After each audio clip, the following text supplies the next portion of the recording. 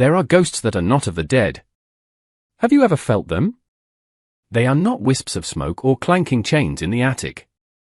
No, they are far more substantial. They are the ghosts of the choices we did not make, the words we did not say, the people we failed to protect.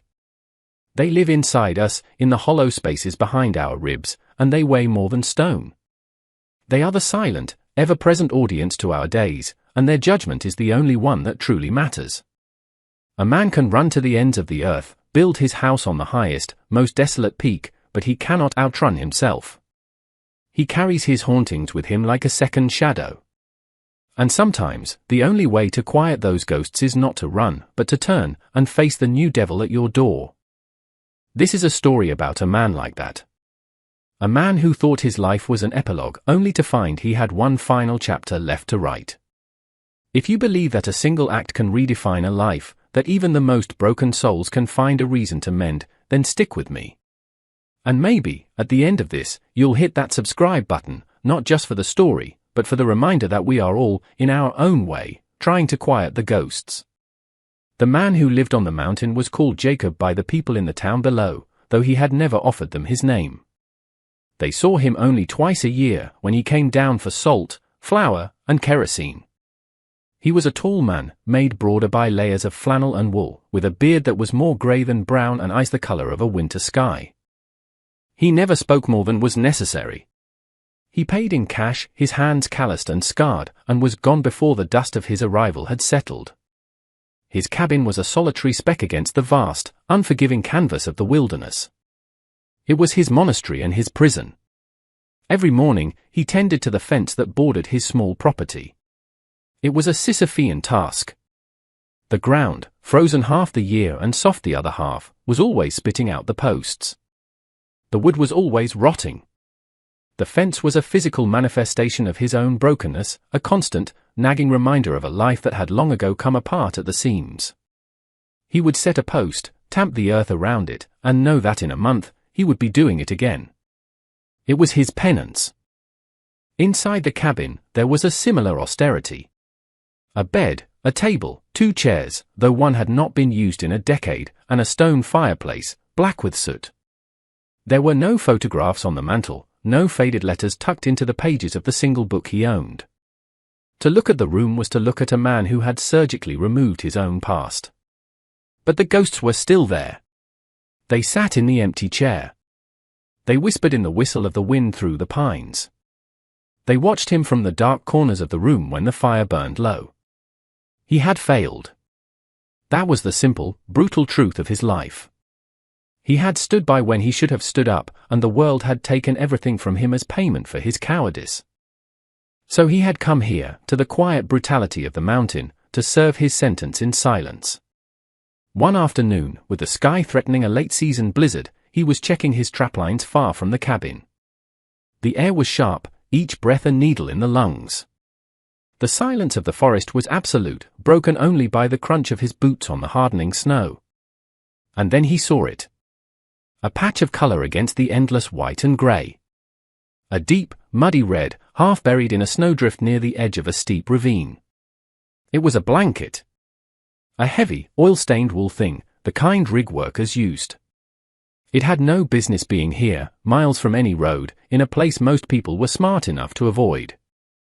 He approached with the caution of a man who knows that anything out of place in the wilderness is a sign of trouble.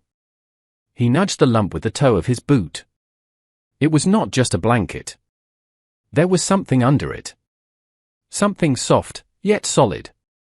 He knelt, his old knees protesting the cold, and pulled the fabric back. It was a person. A girl, who couldn't have been more than 18 or 19. Her face was a mask of blue-white frost and dark, ugly bruises. Her black hair was matted with ice and something else, something dark. She was curled into a tight ball, a desperate, final attempt to preserve some sliver of warmth. He pressed 2 fingers against her neck, expecting to find nothing but cold, still flesh. But he felt it. A pulse. Faint, thready, a tiny bird fluttering in a cage of ice, but it was there. She was alive. He looked around, his eyes scanning the trees, the ravine, searching for tracks, for answers. There was nothing but the windswept snow. She was a piece of human wreckage, discarded and left for the mountain to claim. The ghosts inside him screamed. They showed him another face, another frozen body, another failure. He could walk away. He could cover her back up, return to his quiet penance, and let nature finish what some other horror had started. It would be easier. But as he looked at her face, her eyes fluttered open. They were dark, vacant pools of trauma, reflecting nothing but the grey sky above.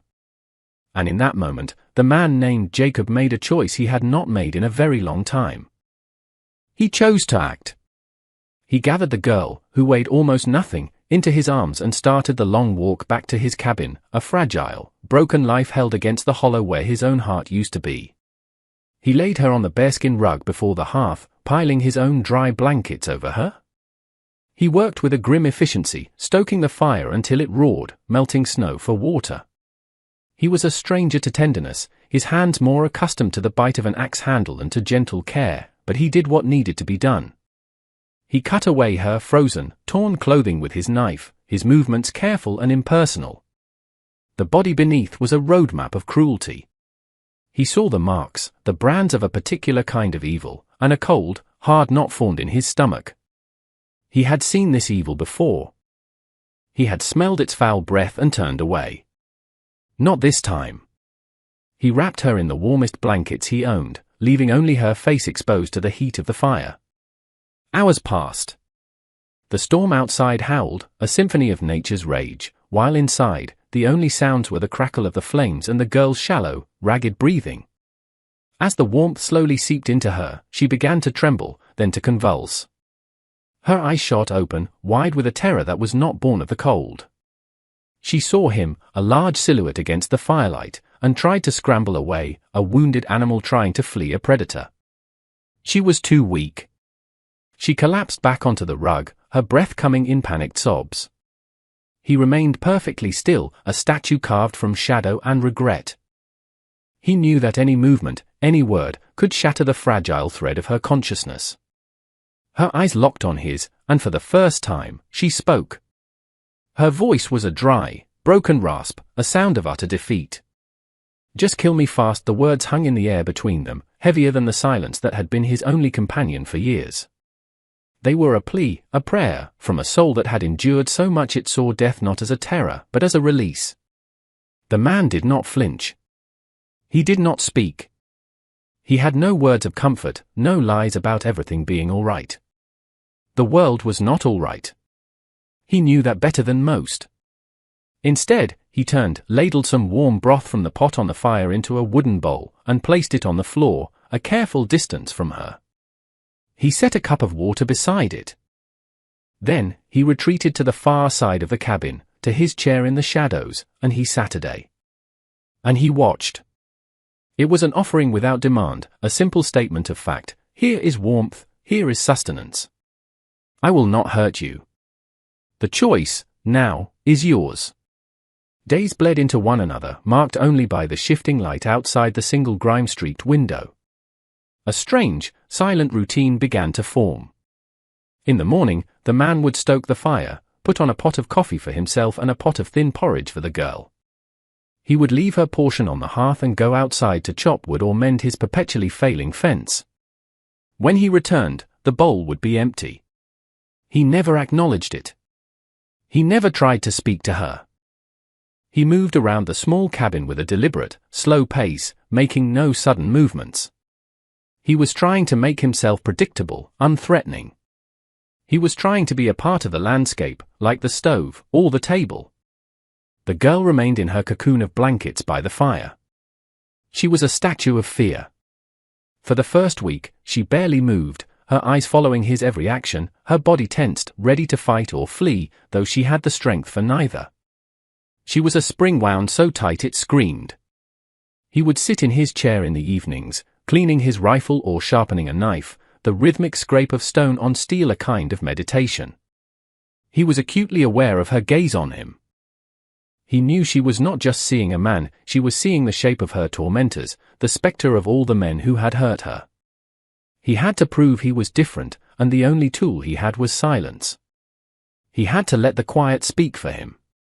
He had to let his actions, placing the food, stoking the fire, leaving her be, build a bridge across the chasm of her terror. One afternoon, he came inside, stamping the snow from his boots, and saw that she had moved. She was sitting up, her back against the stones of the fireplace, the blanket clutched tightly around her shoulders. She was still watching him, but the panic in her eyes had been replaced by a sharp, wary intelligence. She was observing. Assessing. He gave a slow, almost imperceptible nod, a gesture so small it was barely there, and went about his business. Later that day, as he placed a bowl of rabbit stew on the hearth, she did not wait for him to turn his back. Her thin hand darted out from the blanket, and she pulled the bowl into her sanctuary of warmth. It was the first crack in the wall of her fear. A tiny, unspoken signal. I am still afraid. But I am starting to believe I am safe. And for the man who had long forgotten what it felt like to be a source of safety for anyone, it was a feeling akin to the first thaw of a long, brutal winter. The snow began to recede from the base of the trees, leaving the ground soft and smelling of earth and renewal. The hard angles of winter gave way to the tentative curves of spring. The man felt the shift not just in the air, but inside himself. For the first time in years, he looked at the fallow patch of ground beside the cabin and saw not just dirt, but possibility. He found the old spade, its handle smooth from his father's hands long ago, and began to turn the soil. It was hard, back-breaking work, his body protesting the unfamiliar strain. But with each shovelful of dark, rocky earth, he felt like he was unburdening himself. He was planting something. Hope. The girl, who he had started to think of as the silent one, now spent her days sitting in the cabin doorway, wrapped in a blanket, watching him. The sun seemed to coax a little life back into her face. The bruises had faded to pale yellow ghosts, but the emptiness in her eyes remained, a permanent shadow. She never spoke, but her presence was a constant, quiet question. One morning, as he was wrestling a large rock from the soil, his hand slipped. The sharp edge of the stone sliced open his palm, a deep, clean cut. He swore under his breath, a rusty, unused sound in the quiet air. He looked at the blood welling up, a startling red against the dirt on his skin, and felt nothing. It was just another wound.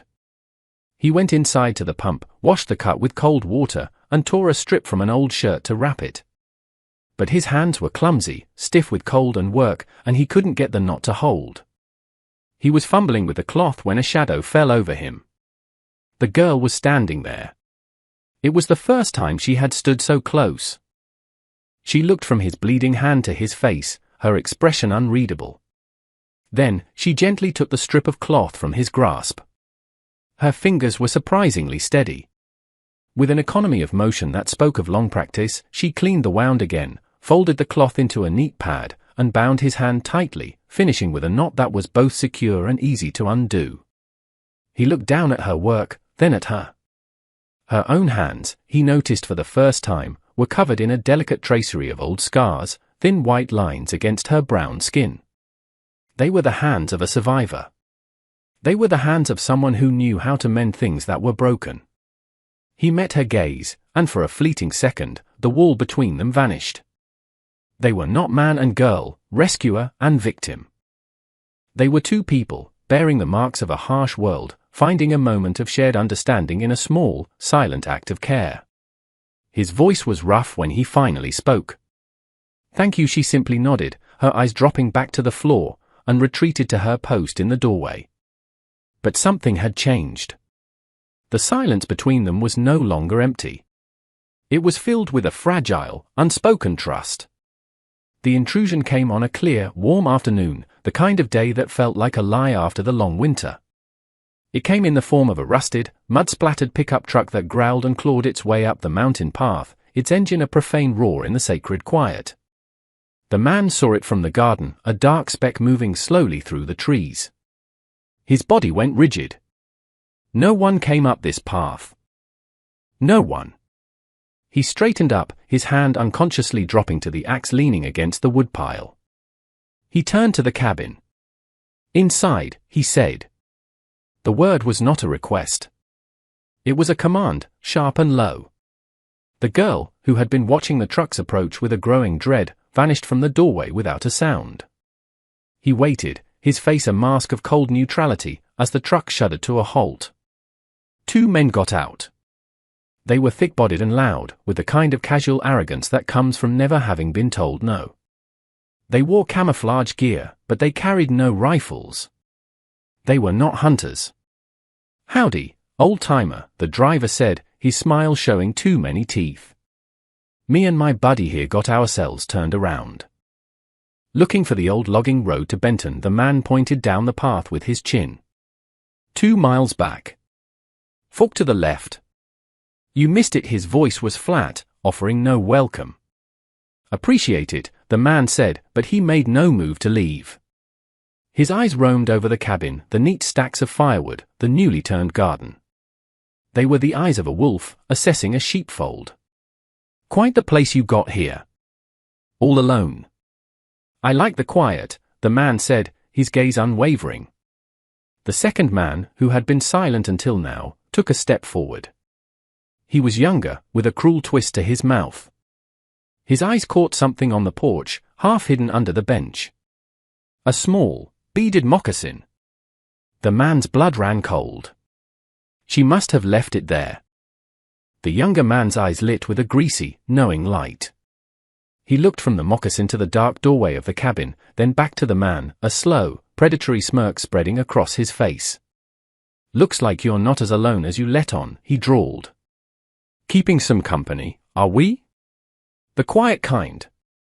The question was a threat, wrapped in a sneer. He was not asking. He was telling the man that his secret was discovered. The first man chuckled, a low, ugly sound. "Well, we'll get out of your hair," he said, still smiling. Thanks for the directions. They climbed back into their truck, the younger one giving the cabin a long, last look before they drove away, leaving a cloud of blue smoke and a thick, choking silence in their wake. The peace was gone. The man knew, with a certainty that settled in his bones like a killing frost, that they would be back. The sound of the truck's engine faded, but the quiet it left behind was different. It was not the peaceful, restorative silence of the mountains, it was a taut, humming silence, vibrating with unspoken fear and imminent violence. The outside world, the world of men with cruel smiles and predatory eyes, had found them. The man stood for a long time, staring down the path, long after the truck was gone. He was not the same man who had lived here in passive penance. The ghosts of his past were awake now, and they were not whispering of failure, they were screaming for action. This was the same test, delivered in a different form. A vulnerable life was in his care. A clear and present evil was coming. This time, he would not fail. He turned and went back inside. The girl was huddled by the cold hearth, her arms wrapped around her knees. She was trembling again, but it was not the helpless terror of before. Her eyes were wide, but they were focused on him, searching his face. She had felt the menace from the men as keenly as he had. He did not offer her false assurances. He simply went to the heavy wooden chest at the foot of his bed, unlocked it, and took out his rifle. It was a well-oiled, brutally efficient tool. He began to clean it with methodical precision, his hand steady. Each click of the bolt, each swipe of the oiled cloth, was a sentence in a conversation he was having with himself. Not again. Never again. He then went to the back window, the one that faced the thickest part of the woods, and nailed heavy boards across it. He checked the hinges on the door, the lock.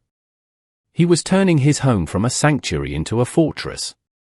He was preparing for war. The girl watched every movement. She saw the grim set of his jaw, the cold fire in his eyes. She saw a man preparing to stand between her and the horrors of the world. And in his quiet, determined actions, she found a strange sort of calm.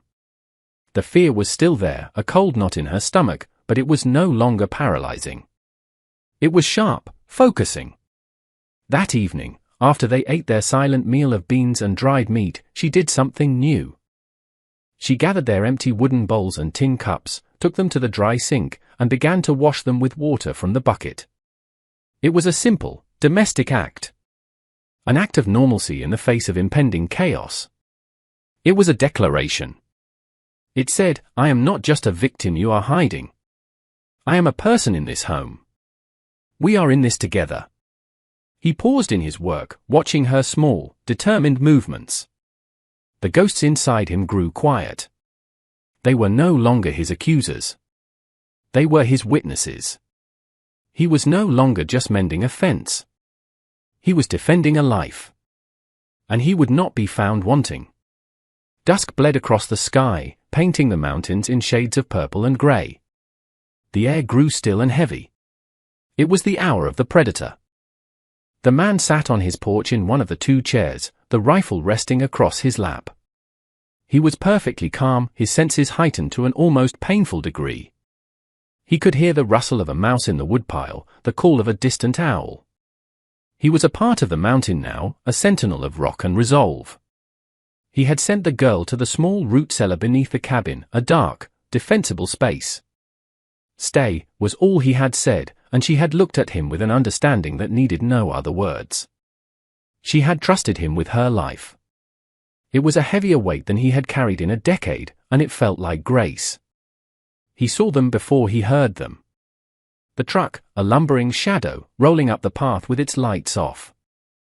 They were trying for stealth, but they were clumsy and loud, arrogant in their belief that he was just a feeble old man. They parked a short distance away and got out, two dark shapes moving against the fading light.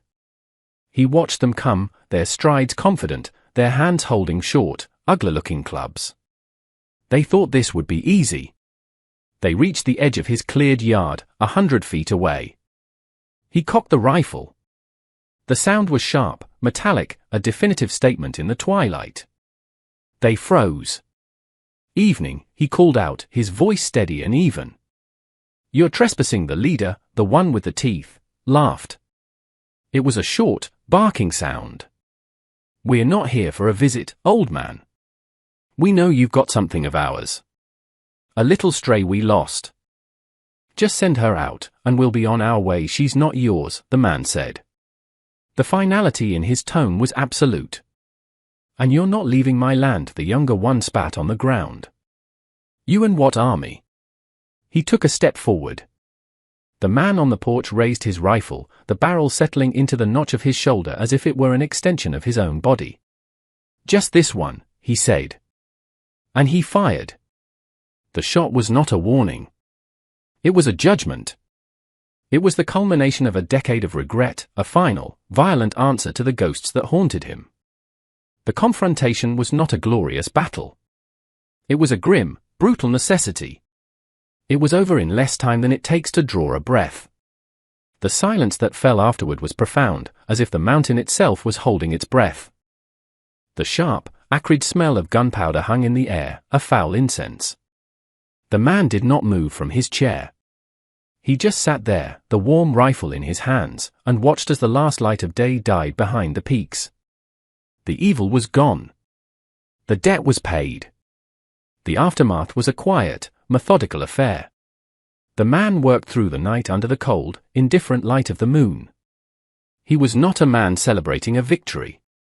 He was a man cleaning up a mess. He erased the evidence of the violence, his movements efficient and grim. The mountain was good at keeping secrets, and he was now giving it two more to hold. He buried what needed to be buried, and he sent the rusted truck, a steel casket, rolling silently into the black depths of the ravine. When he was done, the yard was as empty as it had been before, save for a few dark stains on the earth that the next rain would wash away. The only witness was the moon, and the moon tells no tales. He returned to the cabin as the first hint of dawn was touching the eastern sky. He was bone-weary, his body aching, his hands raw. He was covered in dirt and the metallic tang of his grim work. He opened the door to the root cellar. The girl was huddled in the far corner, her face pale in the lantern light. She looked at him, her eyes searching his. She saw the exhaustion, the dirt, the terrible finality in his expression. She saw that he was safe, and she knew that she was, too. He said nothing. He just nodded, and went to the pump to wash. As he stood there, splashing the icy water on his face and hands, trying to scrub away the feel of the night's events, she came up behind him. She was holding a cup of water. She held it out to him, her hand trembling slightly. He stopped washing and took it from her. Their fingers brushed. He drank the water down in one long draught. It was the best thing he had ever tasted. He handed the empty cup back to her. Their eyes met. There, in the dim, pre-dawn light of the cabin, a silent pact was sealed.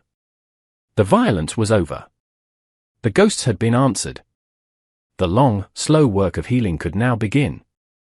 He had not saved her life just to give her a place to hide. He had saved her life to give her a place to live. And in doing so, he had finally found a reason to live his own. Spring deepened into summer. The sun grew stronger, warmer, coaxing a riot of green from the mountain slopes. The man's garden, which he had started as an act of blind hope, began to flourish.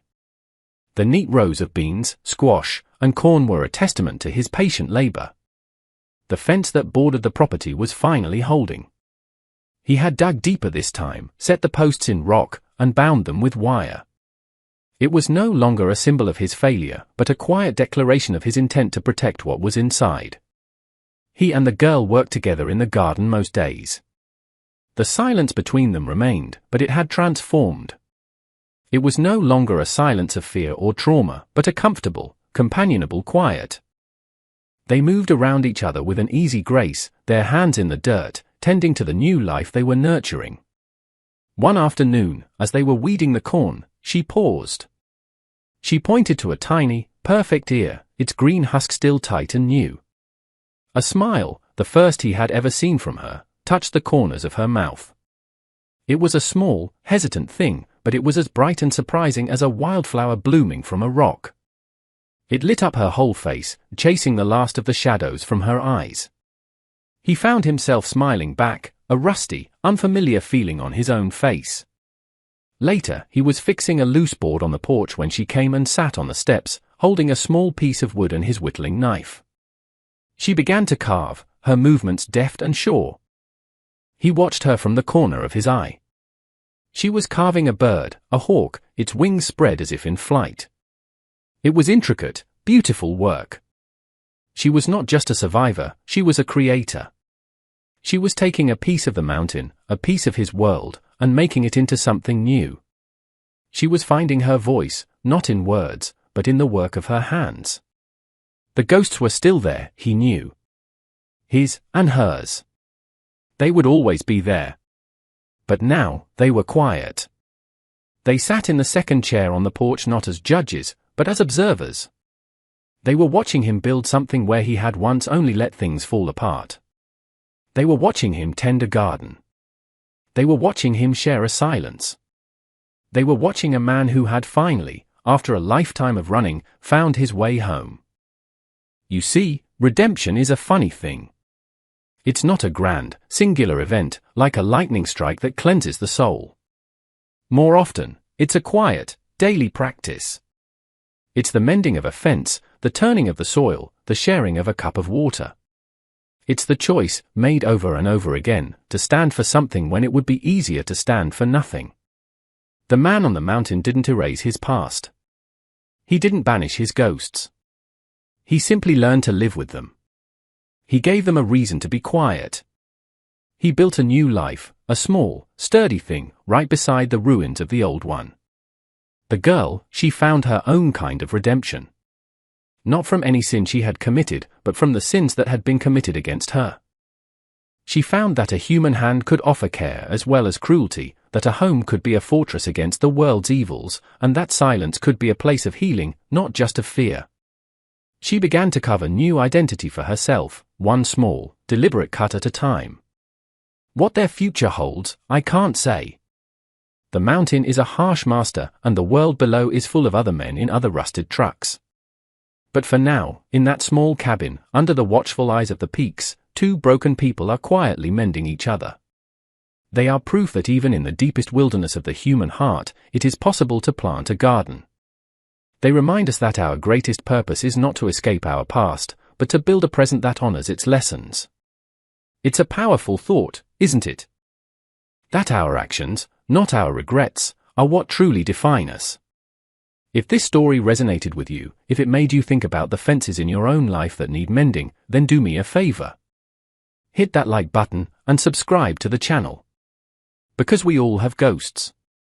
And stories like this remind us that we don't have to face them alone. Thank you for listening.